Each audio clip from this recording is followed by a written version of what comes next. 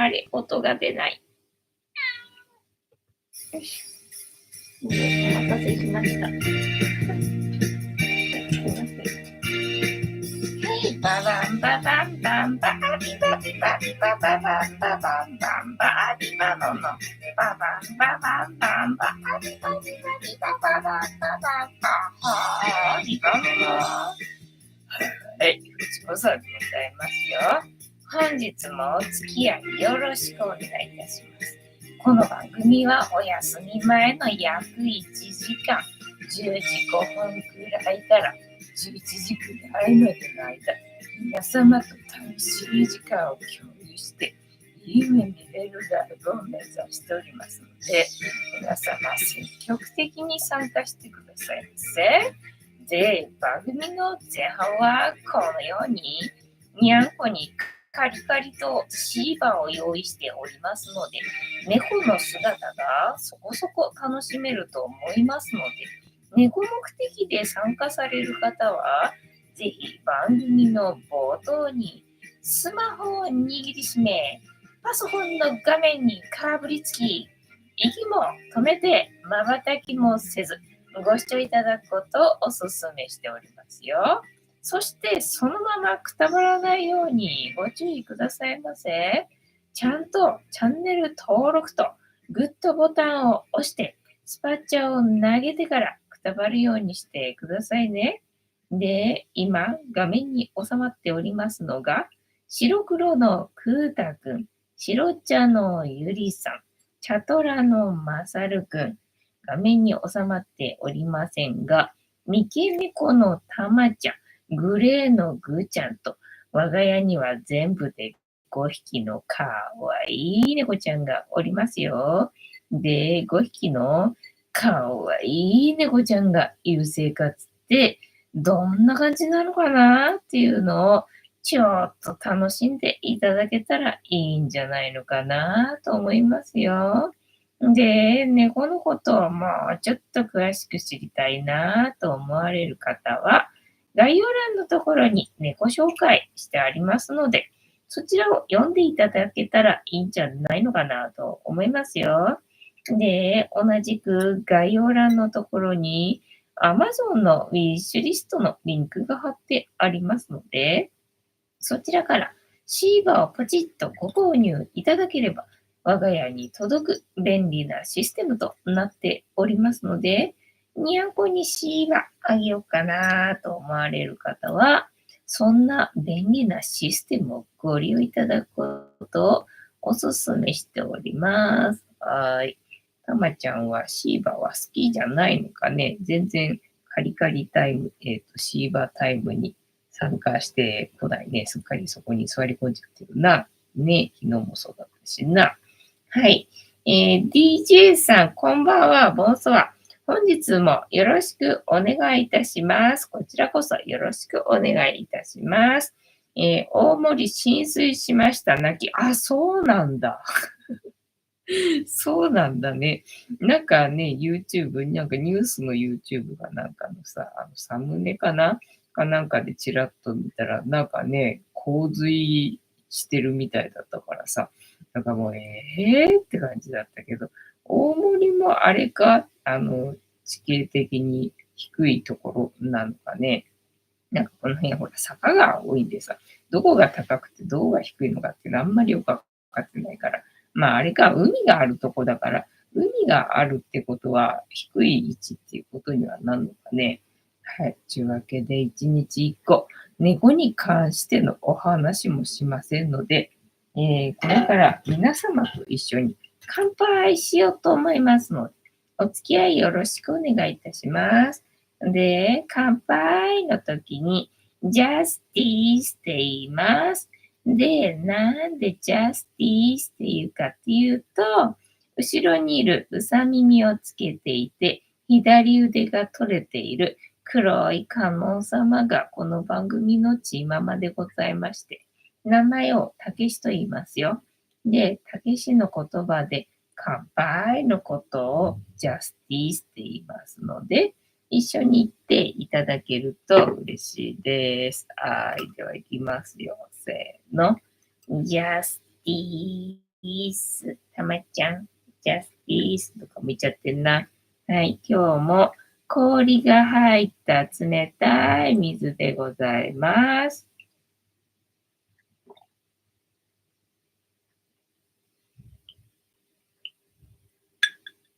ああ、もう眠くてさ、もう起きてるの大変。ねえ、カニタさん、ジャスティース、アイス、こんばんは。ボスは本日もお付き合いよろしくお願いいたします。風呂上がりのガリガリ軍隊だな。さてはな、今日な。えーっと、今日は何の話したらいいもう話がわからん。今日は水曜日か。あ、水曜日違う。水曜日水曜日か。水曜日だな。なんか言うんだ。花火からあれか、1週間経ったのか。1週間しか経ってないのか。なんかずっと前の出来事のように感じてるけど、まだ1週間なんだな。そっか、なんか行き急いでんな。たまちゃん今頃来たけどさ、すっかり空っぽだな。なんか最近割とね、食べるからね、ちょこっとずつカリカリあげてさ、で、さっきもね、なんか直前になってみんなして食べ始めて空になっちゃったんでな。ねえ、たまちゃんね、カリカリ入れて、で、シーバも出してあげたのよ。なのに、たまちゃん来ないからさ、もう遅いんですけど、ニヤニヤ言ってるけどさ、もっと早めに来てほしいんだけど、まあね、狭いから食べれないよって言われたら、まあ、それまでなんですけど、それまでなんですけど、みたいな感じだな。すいません。で、水曜日で、ゴミ出しはなくて、農協行ったな。農協行って今日なかった。きゅうりがあったね。きゅうりあったんで、きゅうりは100円だったんで、これはきゅうりは買いだなと思って、きゅうり買ってさ。でもまだなんか時間が早かったのかな。まあその野菜を置きに来る人が遅かったのかわかんないけど、まだ全然ね、種類がそんなにない感じだったんでね、他のお客さんが、これってまだ来るのかしらって言うからさ、多分そうだと思いますけどねって、まだここも空いてるしね、みたいな感じでさ、なんか待ってる人がいたよね。確かにそう言ってたら、車が入ってきて、どうやら置きに来たっぽい人がいたんでね。まあ私はそれ待ってるより家に帰った方が早いわっていう感じなんで、まあきゅうりだけ買って帰りましたけどっていう感じでね。で、まあ昨日、メルカリではないんだけれども、ラクマで売れたものをね、普通郵便にしてたので、発送方法をさ、郵便局に行ったんだよね。で、まあ、それのついでに、もう今度こそ U パケットポストミニの封筒をね、もう買ったるわと思って、10枚10枚ね、ついでに買ってきて、みたいな。ただまだね、今日は、スーパーはどうやらね、空いてる時間じゃないらしいっていうのがこの前分かったんでね。なんだっけ、10時オープンで9時55分に行っちゃったんだったっけな。だから今日はまだ郵便局がオープンする時間に行ったんだよね。だから9時ぐらいだから、今日はまだスーパー空いてないからね、スーパーは無理だななんて思って、で、なんかさ、今日曇りの予報だったんだよね。だからまあ今日は曇りかなんて思っていたのにさ、なんか外歩ってたらなんか晴れてきちゃって暑かったんだよね。で、暑いななんて思って。で、ね、信号待ちしてたらね、なんかそうだ、農協な、そういえばさっき置きに来た人がいたから、またなんかね、新たに加わっていくかなと思って、また農協に行ってさ、そしたらね、今度はね、ビーツと、なんだっけ、かぼちゃがあったのが分かって、かぼちゃがいいなと思ってね、今日はね、昨日玉ねぎをさ、なんかキャベツと玉ねぎでスープにしようと思ってたんだけど、キャベツだけで鍋の中いっぱいになっちゃって、まあキャベツ半玉使うからな。4分の1にしときゃいいのにね。なんか、いいや、全部入れちゃうかと思って、半玉全部入れちゃったんだよね。そしたらもう鍋いっぱいで、玉ねぎ入る余地なかったんでさ、玉ねぎの皮は剥いちゃったんだけれども、玉ねぎ入れられなかったんで、今日は玉ねぎ使わなきゃあれなんだよなと思ってて、で、玉ねぎどうしようかななんていうふうに思ってたんだけど、あ、かぼちゃがあると思って、だからかぼちゃと一緒にスープにしようと思ってさ、また今度はかぼちゃ買ってきてね、で、今日は玉ねぎとかぼちゃで、スープね、煮て、で、久々にミキサー出してきて、ポタージュスープっていうのかな、すり流しっていうのかな、にして、飲みましたっていう感じがね。で、昼間は、納豆買ったんだよね。にゃんこに納豆をまたあげたいから納豆補充するかと思って。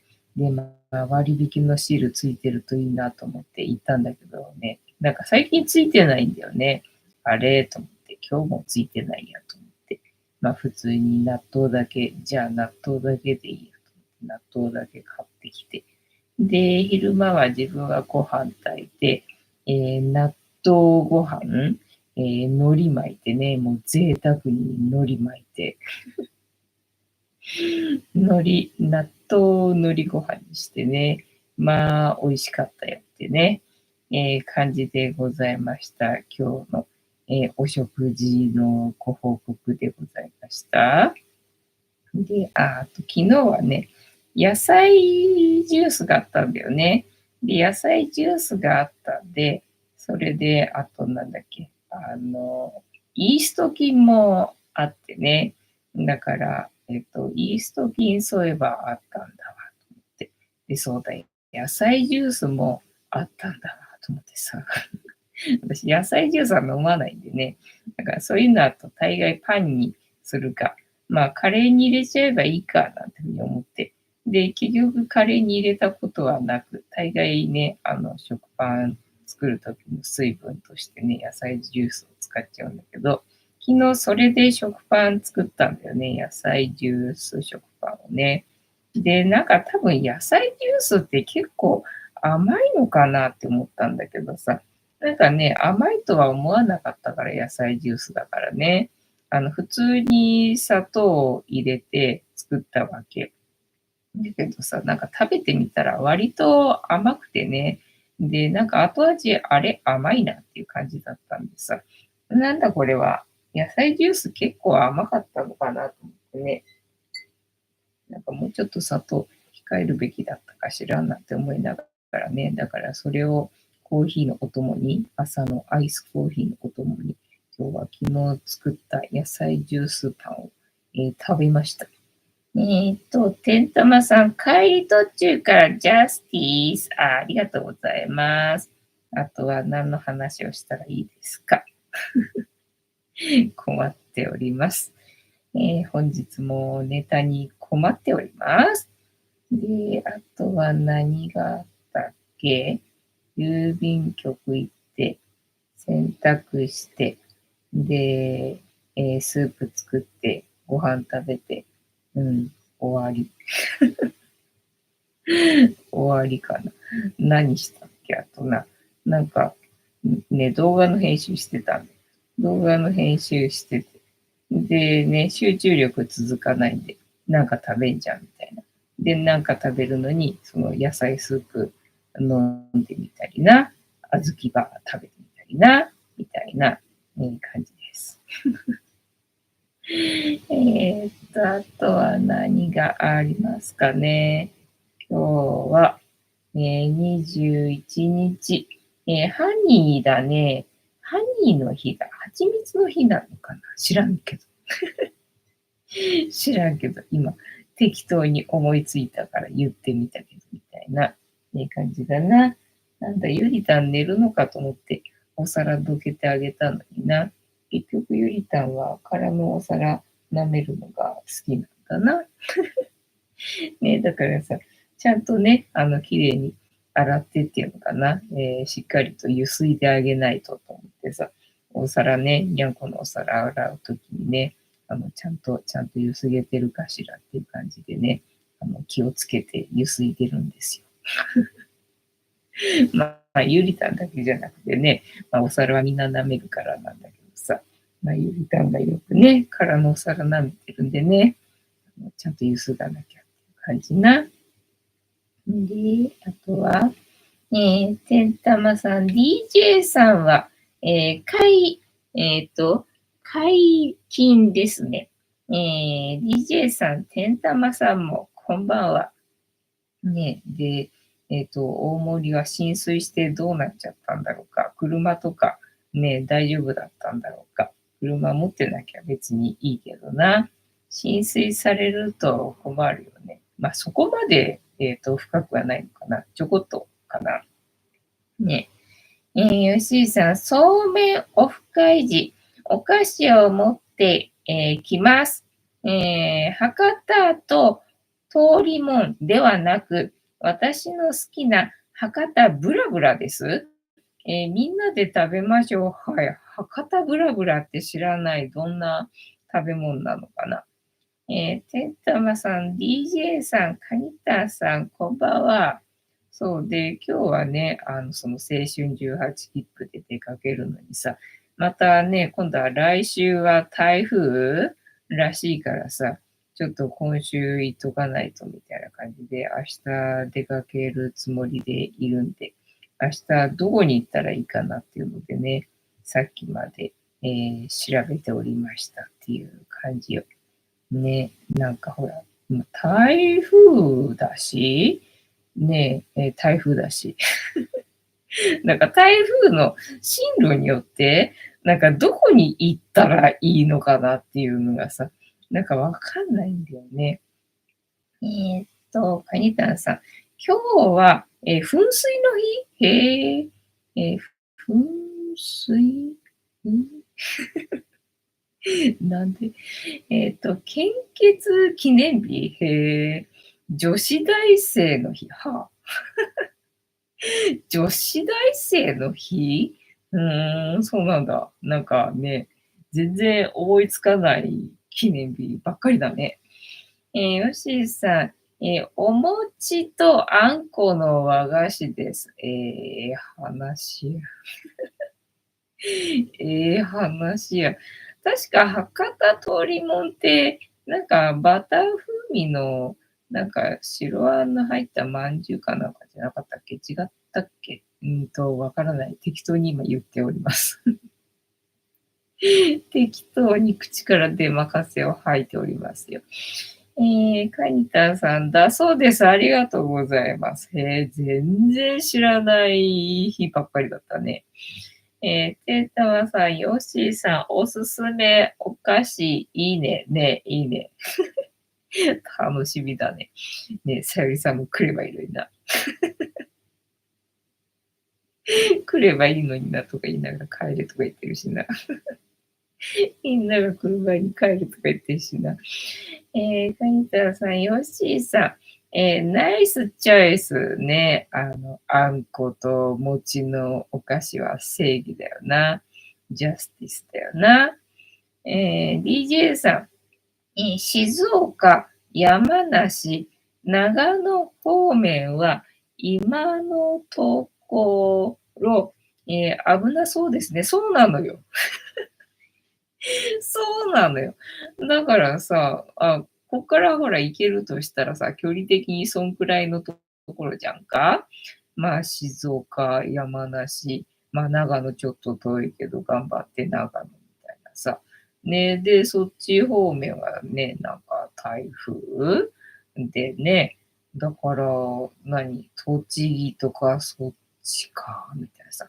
栃木は青春18切符じゃなくても、ほら、ばあちゃん家があるからさ、なんか行くことがあるんで、できればね、普段行くことがないところに行きたいなと思ってっからさ、そうするとさ、台風でさ、ちょっと、ね、もうどこ行ったらいいのみたいな感じになってるしさ。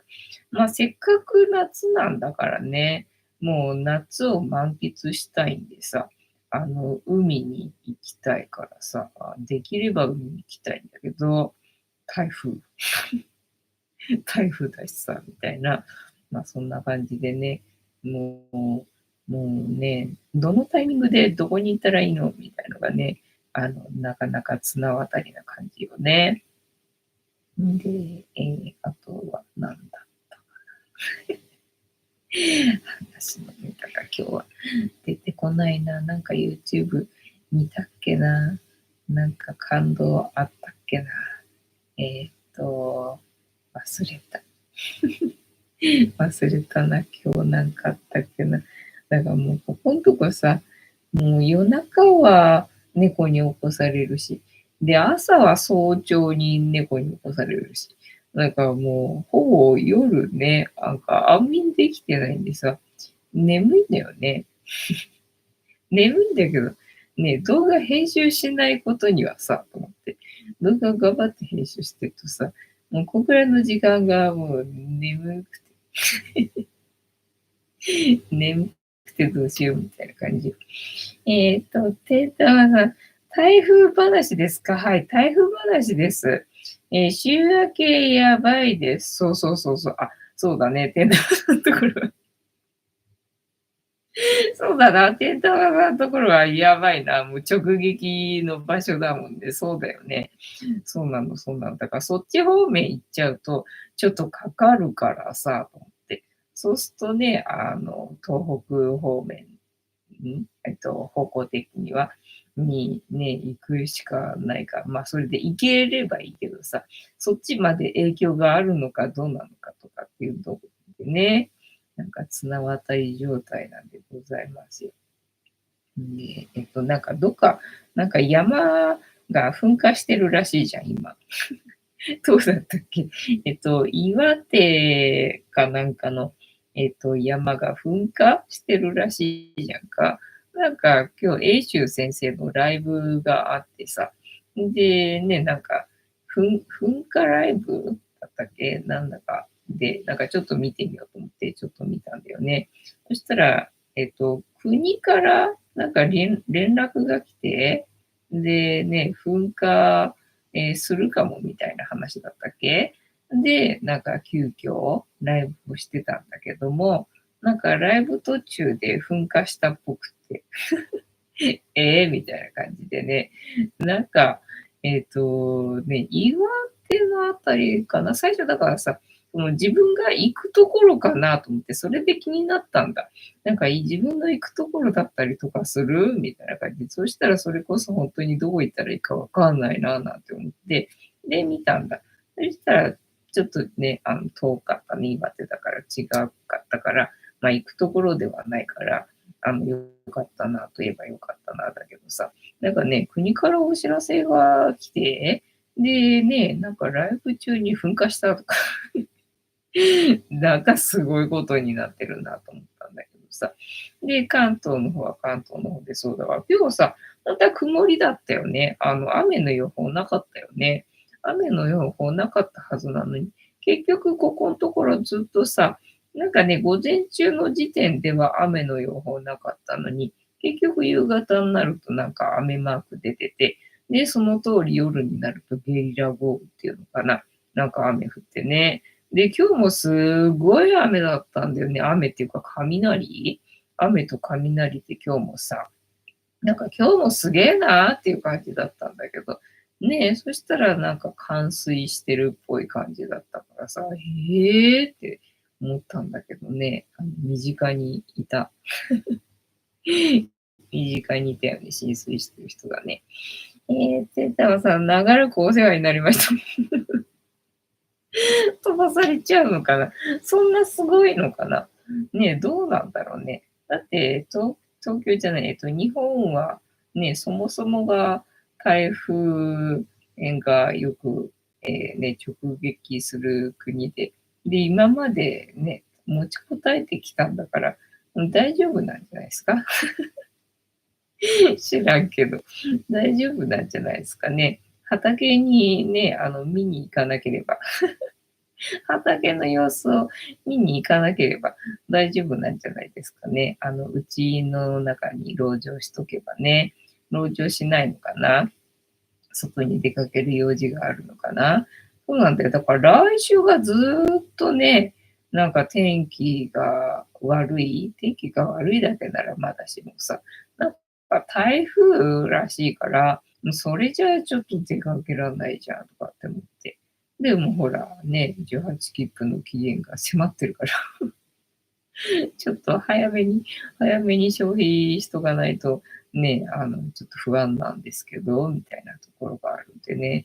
まあ、とりあえず来週はやばそうだから今週って考えたらさ、まあ、明日、まあ、明後日でもいいんだろうけど、まあ、来週もね、出かけるとしたら、なんか前半、月曜日までは大丈夫っぽい感じなんで、もうギリギリ月曜日も行くかって考えたらさ、なんかあんまり立て続けに出かけるのはしんどいんで、なんか間空いた方のが自分的にも楽なんで、そしたらなんだ、明日行くかみたいな感じになってるんだよね。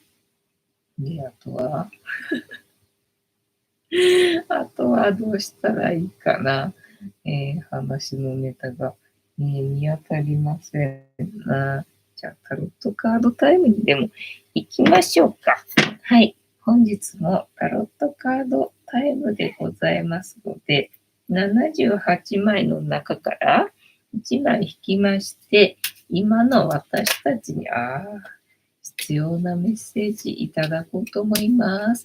で、このシャッフルは皆様のストップの掛け声で止まりますので、ご協力よろしくお願いいたします。てんたまさん、田んぼの様子見てくるきりねえだから。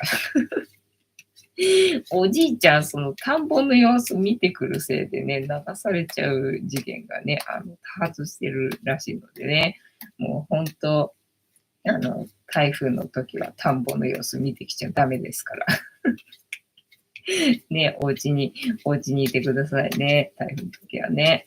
西船さん、いや、ボンソは本日もしぶとくやっておりますよ。ね、そう、田んぼの様子で思い出したけど、そういえば、あれ、なんだっけ、米がなくなってるらしいじゃんか。私はほら、米備蓄しててね、で、まあ、その備蓄してる米がもう3年ぐらい経つんで、そろそろね、ちょいちょいローリングストックで食べてから、新しく買い足そうかななんて思ってたんでさ、まあなんかね、米が高くなってるだとかさ、減ってるだとかさ、まあそんな話は聞いてたけどさ、なんか買えないぐらいになくなってるらしいじゃんか。なんか米騒動起きてるらしいじゃんか。そうなの？そんなことになってたのって、なんか今日知ったかなっていう感じだね。で、本当は米いっぱいあるのにさ、なんかね、スーパーのバックヤードに、米いっぱいあるんだけど、なんかちょこっとしか出さないんだってね。で、もうなくなるともうなくて、で、お客さんにお米ないですかって言われたら、出てるだけなんでもうないんですよって、言うようにっていうマニュアルが出てるらしいんだよね。で、もうみんなそれさ、SNS でね、上げちゃってるんでみんな知ってんだけどさ、なんかそんなことになってるらしいよな。なんか、そうなんだと思って。で、まあね、米の出来は悪いし、米農家も減っちゃってはいるけれども、ただまあこれから米の季節になるから、まあもうちょい辛抱すればね、出てくるから、あんまり焦らないでくださいみたいなこと言ってる人もいたかな。まあ、それはそうかもしれないなと思って。だって、いつだったか、キャベツ2000円とかって言ってたじゃんか。白菜2000円だったっけどっちだか忘れたけどさ。なんか、キャベツだか白菜2000円だった時あったじゃん、今年さ。で、今普通に100円とかで買えてるんだからさ。まあ、米もそうかなとは思うんだけどね。だからまあ、ちょっとね、今ある米を大事に食べてね、まあ、あんまり焦って買い占めたりとか、まあ、しないようにね、したらいいんじゃないでしょうかっていう感じかな。カニさん、爆笑。西船さん、お久しぶり。てんたまさん、西船さん、お久しぶりですね。あと3ヶ月の辛抱ですぞ。3ヶ月もあるのか。そしたら結構長いね。ヨシさん、ストップありがとうございます。なんかほら、普通に最近ほら、アンテナショップとか行くとさ、米売られてんじゃん。だからね、ただ買うと持って帰るの大変だから。えるの大変だからなと思って、でも米あるよななんて思ってさ、ね、なんか米ちょこっとね、なんかちっちゃいサイズとかあったら買おうかなぐらいに思ってんだけどさ、なんかちっちゃいサイズ最近見かけなくてさ、でかいからさ、いや、これはちょっと持って帰れないかなと思って買ってないんだけど、米あるよななんて思ってたんだよね。だからスーパーにないだけなのか、ね、なんかアンテナショップとかあんじゃないと思って。だとほら、私はラディッシュ坊やかなんかなで、玄米を買ってるからさ。で、なんかね、米がないからお一人様、なんか一点限りだとかさ、なんかそういうお知らせって全然来てないわけ。なんか全然来てないから、ね、多分スーパーに置いてある米がないだけなんじゃないのって思うんだけど、違うのかな。どうなんだろうね。一応今のところうちには、3ヶ月は持つかなってぐらいの、米はあるかなって感じだな。よしさ、ストップ読んだんだっけ。てったまさん、続けて米不足ストップ。本当は米あるんだよね。不足してないんだよね。ただ、ほら、アメリカかなんかの米をさ、輸入しなきゃいけないっていうので日本人の胃袋に入れなきゃいけないっていうあれがあるからそういうことになってんだろう。はい。というわけで、よしさんからストップの掛け声いただきましたので、ここから6枚置きまして、7枚目のカード、今の私たちに必要なメッセージいただこうと思います。では、いきますよ。せーの。1、2、3、4、5、6。で、7枚目のカード、本日はこちらでございます。せーの。じゃじゃーん。黄色いカードだね。黄色くって4のカード。安定のカードかな、4ってことはな。黄色くって、黄色は祝福だっけ？祝福されてて安定してるカードだから、いいカードなんだろうな、きっとな。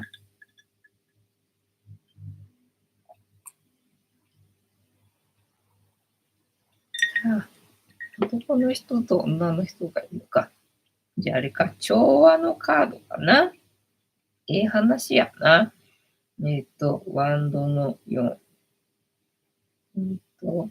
ワンドの、間違えた。ワンド4。どうだ？合ってますか？これにすっか。恋愛だな。目次なんかこれは読みづらいやつかな。いいや、逆位置だな、今日な。逆位置。目標を達成できない、あれ落ち着かない状況、不安定な状況、前向きになれない、仲違いする、惰性的になる、油断する、表面的な判断、トラブルが起こる、問題が長引く、現状に甘んじる。米不足のことですか？目指すべき道が見つからなかったり、物事を諦めてしまうことを意味しています。安定した状況に甘んじて努力を怠る、今の環境に対するありがたみを忘れていることを表すカードです。はい、すいません。4の数字は安定した枠組みという意味もあるので、自分が決めた枠から出られないなどの意味もあります。確かにな。はい。恋愛だ。恋愛ばっかりだ。まとめあるかな、これ。えーと、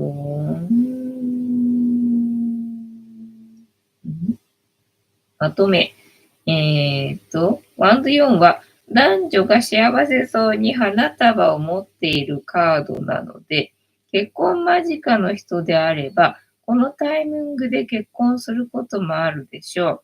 このカードが出たときは、精神的な充実を意味しているので、聖地であれば心から満たされた関係を築くことができるでしょう。あれ逆位置については書いてくれてないんだな。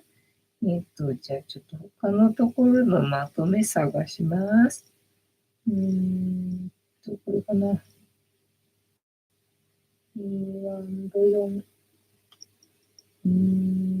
正位置の意味、逆位置の意味、主なキーワード、慣れている。まだもっとできるはず。違うやり方があるかもしれない。娯楽。なんか、こっちだといい感じだけどな。逆位置になっても基本的に正位置とあまり意味が変わりません。あれただし達成感や平穏の中にもう少し違うやり方があったかもという気持ちがありそうです。物事が一旦落ち着くものの、自分はもっとできるはずというような気持ちが残るかもしれません。あるいは物事が解決したように見えるけど、もっといい解決の仕方ができるのではないかと、模索を続けることになりそうです。はい。今何か問題を抱えていて、その原因としてバンド4の逆位置が出た場合、慣れたやり方だけでなく、違うやり方を試してみてもいいのかもしれません。そうですね。あるいは周りの人が優しい温かい気持ちであなたのことを見守っていることに、あなた自身が気づいていない可能性があります。そうかもしれないな。一旦気持ちを引き締めて、周りをよく見直してみましょう。自分の心がけ次第で状況がガラッと変わるはずです。では、人の気持ちで、出たらどうでしょうか。もう長いんだな、これはな。はい。えーっと、えーっと、まとめはあった。ワンド4は今まで一生懸命頑張ってきたあなたにその努力が報われて、平和で穏やかな休息時間が過ごせることを伝えるカードでさ、夏休みだもんな。周りの人たちもあなたがどれだけ苦労して頑張ってきたかしっかり見てくれてます。ありがとうございます。努力の末に目標を達成したあなたを心から祝福してくれるでしょう。ありがとうございます。今は何も考えず、信頼できる友人や仲間たちと平和で楽しいひとときを過ごしてください。はい。ただし、ワンド4が指し示す休息は、一時的な休息です。これ休息のカードなんだ。なるほど。あなたはさらに大きな目標に向かっていける力があります。はい。この休息で体力と気力を十分に貯めて、次のステップへ第一歩を踏み出しましょうというわけで、本日のタロットカードの意味調べるの回は、台風で、ゆっくりできんじゃん、みたいな感じかな。はい。楽しんでいただけてたら幸いでございます。台風の時はお家で籠城してね、もう映画でも見とけばいいんじゃん。アニメかアニメでも見とけばいいんじゃん。ゲームでもしとけばいいんじゃん。みたいな、そういう時間だよっていうお知らせだったんじゃないでしょうかね。はい。皆さんは台風の時はどのように過ごされますか？まあね、ネットがないとね、嫌よね。もうネット繋がらなかったら嫌よね。停電とかなったら嫌よね。そっか、停電流行ってんだっけ、今ね。なんか流行ってるっぽかったよね。なんか昨日電話で話してた時、でも停電とかならなくてよかったよね、なんて言われて。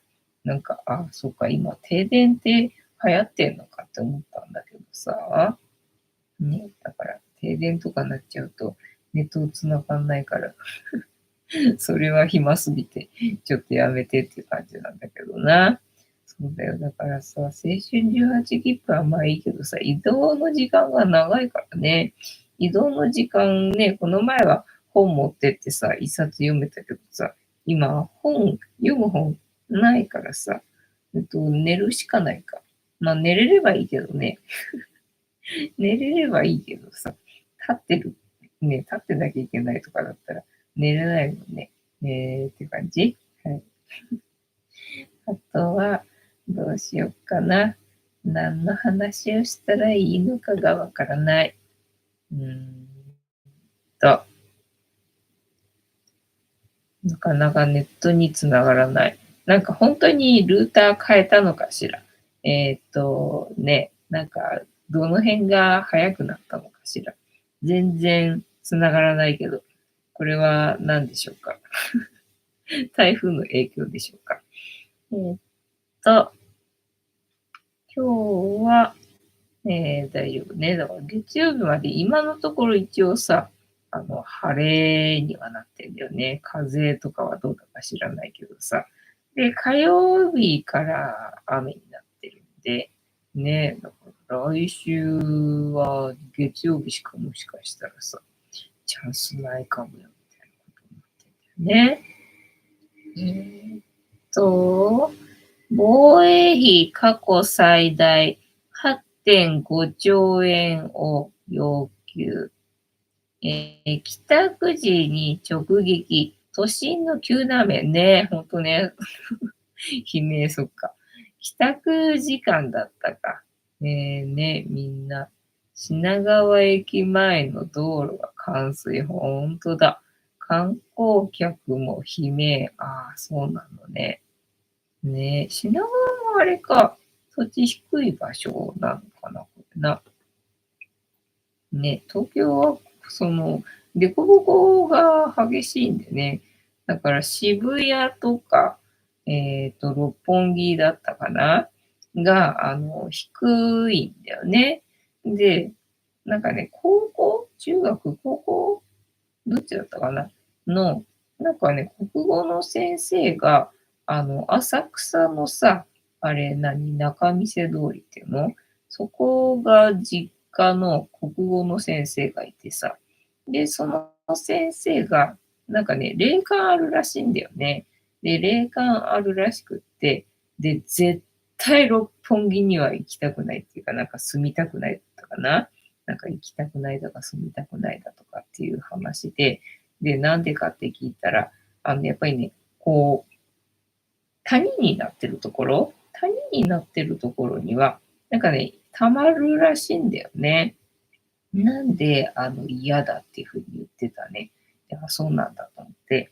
で、最近、その、シークエンスはやともさんだったかななんかね、あんまり行きたくないところみたいな話をしてた時に、やっぱりね、なんか同じような場所を言ってたよなーっていう気がしたんで、やっぱりあれかね、その谷にはたまるからなのかななんて、最近ちょっと思ってました。はい。えーっと、両陛下が静養、愛子さまは同行せず、あ、そうなんだ。なんか、愛子さま人気あるらしいじゃんか。なんか SNS とか超フォロワーがいっぱいいるらしくってさ。まあね、お茶目で可愛らしいよなと思うんだけどさ、SNS とかやってんだと思って。で、フォロワーいっぱいいるとか言ってさ、よくね、見つけるなっていうか、全然知らなかったけどっていう感じでさ、すげえなと思ってな。はい。チャイルドシート基準見直し、JAF、どういうことチャイルドシート150センチ未満に引き上げ、事故多発、チャイルドシートを使わずシートベルトをした子供が、死傷する事故の増加を受け、日本自動車連盟 JAF が、チャイルドシートの使用を推奨する基準を見直す。140センチ未満だったけど、150センチ未満になるんだ。そうなんだ。140センチ未満って、6歳。6歳の子供は140センチ未満なのか。6歳か。確かに6歳って言うと結構でかい。今140センチって言ったら結構でかいと思うんだけど、6歳でそっか140センチかと思うと、でも6歳小学校1年生ってことだもんね。小学校1年生が、まあ、チャイルドシートしてるって想像すると、それはちょっとでかい感じするね。リアルすぎる人型ロボ、中国で大会法。なんか気持ち悪いことに気持ち悪そうな感じになっておりますね。はい。アラン・ドロン氏愛犬、なんとか免れる。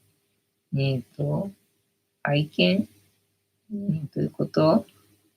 88 歳で死んだ、愛犬が、生前の希望通り、殉葬されるのを免れた。どういうこと？殉葬ってなんだ？えーと、自分が死んだ際に愛犬を安楽死させ、一緒に埋葬してほしい。あ、そうなのね。それを殉葬って言うんだ。動物愛護家からは抗議の声、そうだよね。この願いは叶わないと述べた。心配いらない。えーっと、彼には家も家族もある。世話をする。そうだよね。世話してくれる人がいれば問題ないもんね。安楽死させられることはないと述べた。そんなことがあったんだ。すげえな。てんたまさん、10分自動車、漕ぎました。自転車漕ぎました。はい。今は夏だから自転車気持ちいいだろうな、夜な。夜は気持ちいいかもしれないな、風がな。えーっアランドロンさん死去、世界中から追悼の声が上がった。金田久美子、メニエール病つらい。あ、そうなんだ。メニエール病告白。辛い感じで頭がフラフラする。薬を服用して様子を見る。と、毎夜吐き気などの症状があるメニエール病なんだ。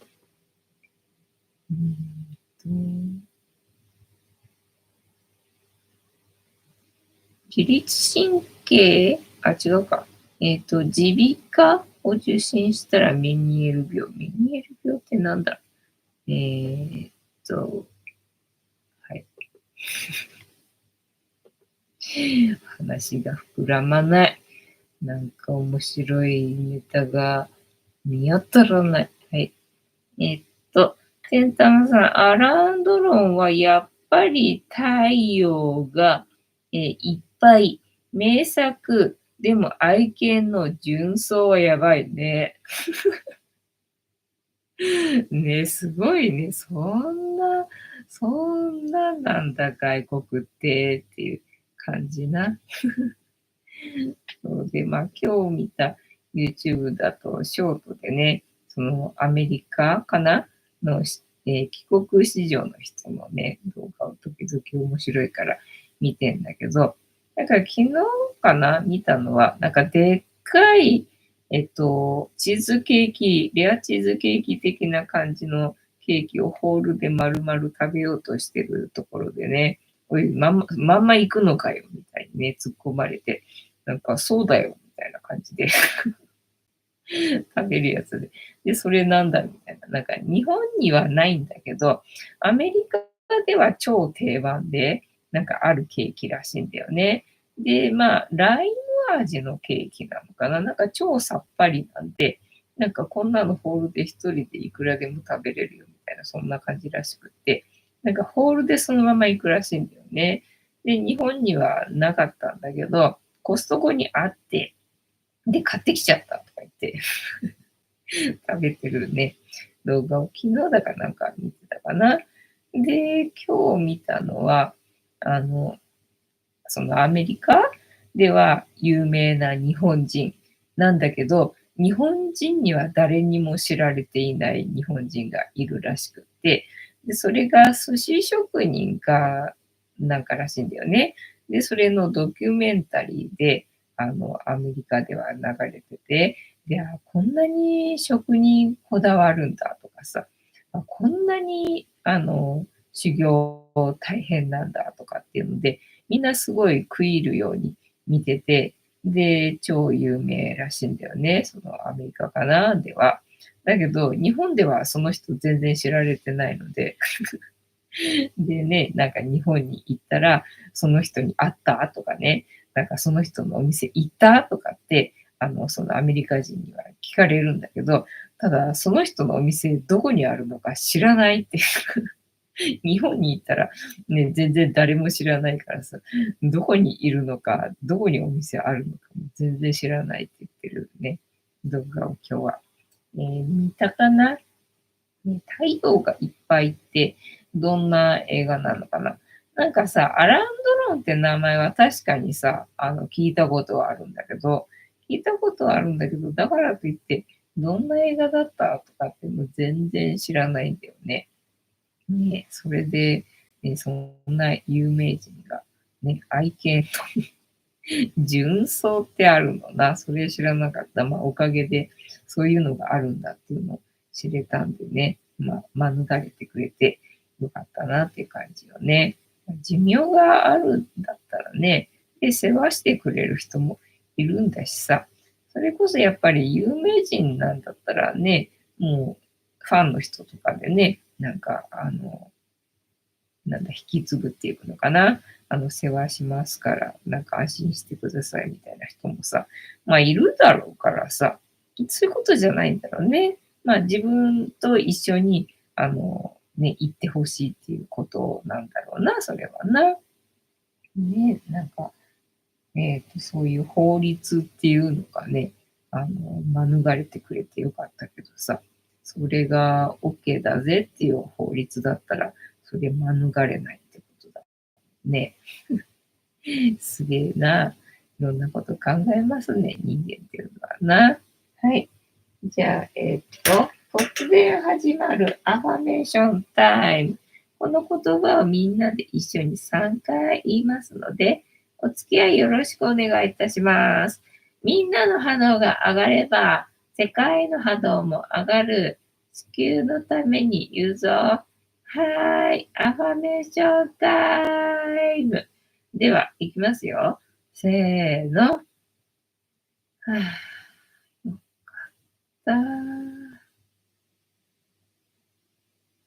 あよかったー。おー、よかった。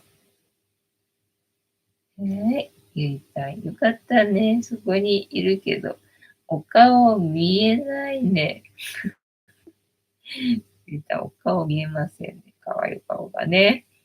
テザさん、途切れながらも参加できてよかった。ありがとうございます。途切れているにもかかわらず、参加してくれてありがとうございます。おいしいさん、マンション売れてよかった。そうなのか、マンションなのか、よかったね。ほんとね。もうどんどん日本人減ってってるからね。売れてよかったよな。カニタさん、よかった。ねよかったよね。ほんとよかったよ。というわけで、本日も影縄ではございますが、いいお時間になってまいりましたので、そろそろお開きにさせていただきまして、調子が良ければ11時ぐらいまで毎日のようにやっておりますので、お時間合うときはお付き合いいただけると嬉しいです。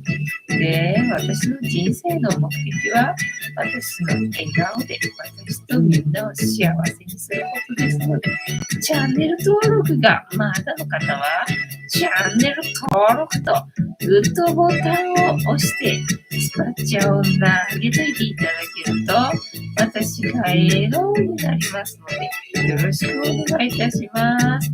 あと、ご無理でなければ、お友達へのシェアもよろしくお願いいたします。猫の姿が物足りなかったよって方は、このチャンネルには猫の動画がいっぱいありますので、そちらを全部見といていただけたらいいんじゃないかなと思いますよ。てなわけで本日もお付き合いありがとうございました。明日は多分出かけたら休みますというわけで、次回も見てくれるかな？はーい、いいと思う。じゃんけんぽい。はい。ではでは、夢見てね。おやすみなさい。バイなら。